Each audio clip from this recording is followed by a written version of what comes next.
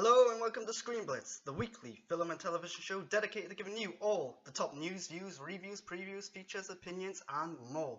I'm your host Grant Burton. You can follow me on Twitch. You can follow me on Twitter at @the_Grant Burton, or you can go to falsebygrant.wordpress.com for all of my written reviews. And for the very first time, I am live on twitch.tv/the_Grant Burton, so you can watch as it happens. Otherwise, you're watching it Monday, Tuesday, Wednesday in parts 1, 2, and 3, or you're waiting until Friday for the full episode. Part 1 today is all about the news. We've got very little news, so it's going to be a small part, I imagine. Part 2 is dedicated to the big topic, and today I'm talking about directors who left the films they were scheduled to make. And then the final part is dedicated to Mission Impossible Fallout, which I will be reviewing. Spoilers, it's really good. If you're watching this live on Twitch, you can get involved. Leave questions, comments, concerns in the chat. I will get to them at the end of every part and we can have a little hangout and conversation. If you're watching this on YouTube, do the same. Leave comments. I'll get back to them as soon as I can. But in the meantime, on YouTube, subscribe to me. 100 subscribers gets me a custom URL, which I really do want because right now that long name is really getting on my nerves. So yeah, otherwise, sit back, relax, have fun. Hopefully this will be pretty enjoyable.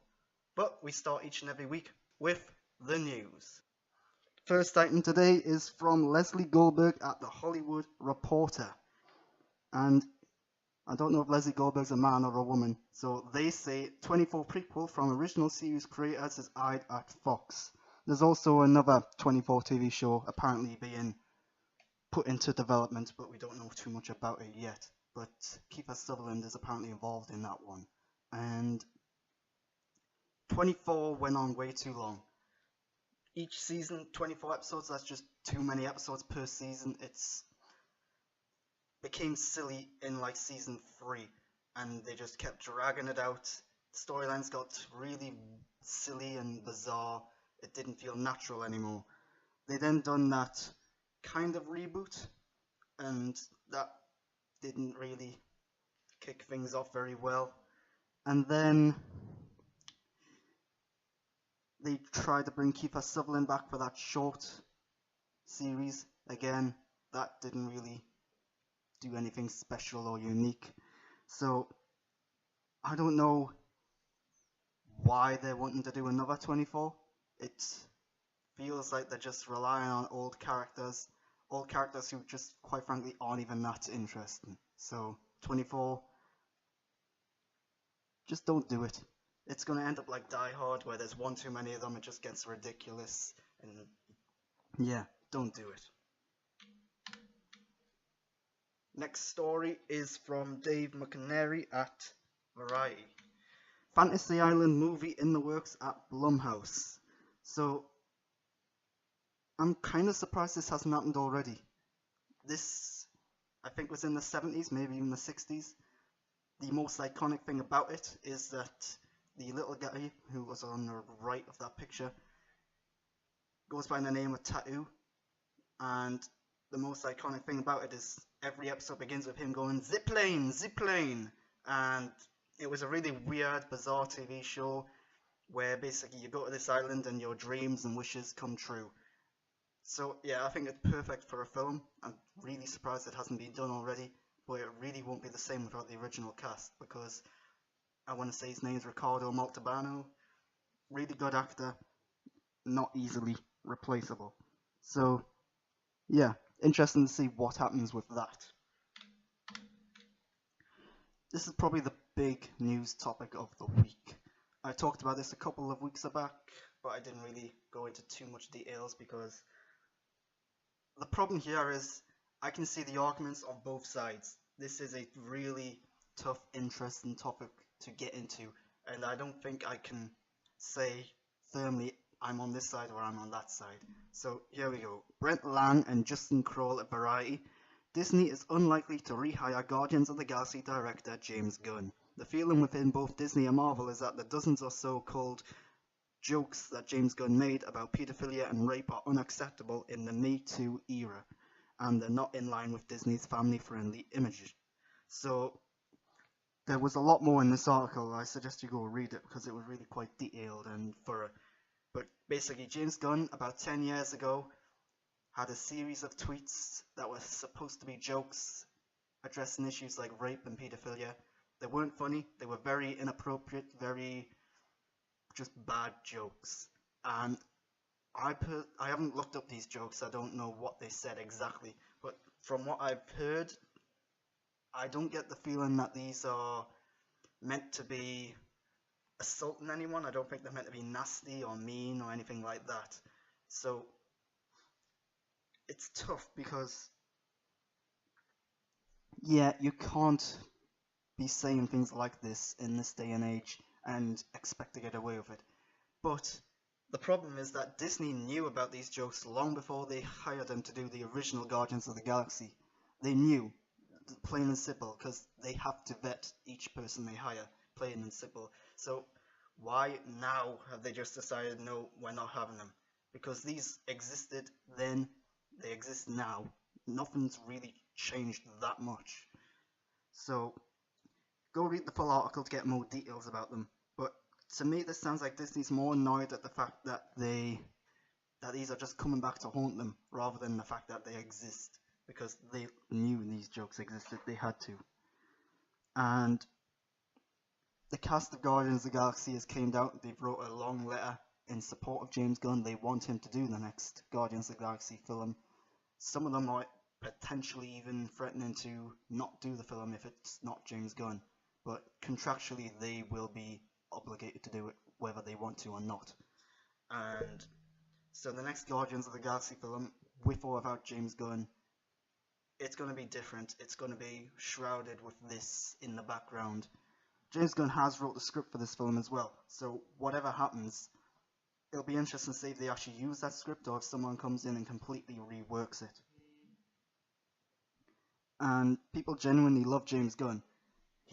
Since these jokes, before he was even assigned to do the original Guardians of the Galaxy, he came out and said that he's done things in the past, he's moved on, he's a better person. That was before the original Guardians film. Now he's having to repeat all that because of this. So I get the sense that James Gunn now is not the same James Gunn that done this poor jokes and tweets 10 years ago. But maybe I'm wrong. I don't actually personally know James Gunn, so it's hard to say. So the cast and the fans getting behind James Gunn, that's fine, but I don't think it's going to make any difference. Disney isn't going to rehire him, I don't think.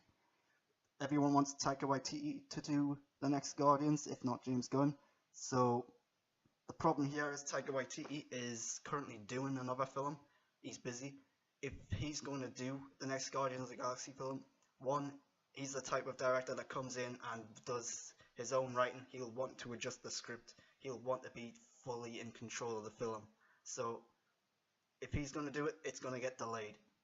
And I don't know if Disney's going to do that, or going to want to do that rather. So yeah. And also, they fired James Gunn. Does the punishment fit the crime here? I don't know. It's very debatable. It's very debatable if there even was a crime. Like I said, I don't think he actually meant any harm by these jokes or these tweets.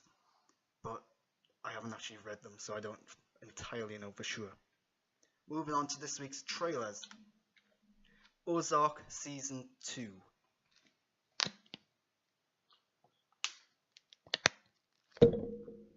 I was pleasantly surprised by the first season of Ozark. Yeah, it's stereotypical and cliche in points, but it got better as it went on, and it's one of my favourite shows from last year. I really liked it in the end, and this season looks like more Ozark. It's dark, gritty, a lot of comparisons to Breaking Bad, but yeah, I'm all for it. The trailer was pretty good. Let's get more Ozark, I say.